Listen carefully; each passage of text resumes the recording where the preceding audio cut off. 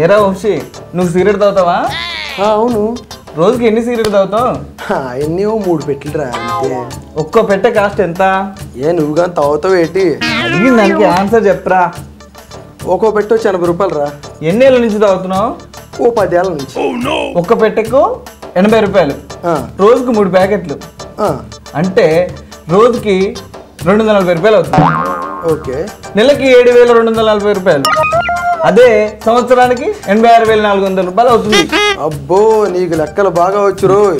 అది సరే, 10 ఏళ్ళ నుంచి తాగుతున్నావు కాబట్టి ఇప్పటికి నువ్వు పెట్టే ఖర్చు ఎంత తెలుసా? 8,64,000 రూపాయలు.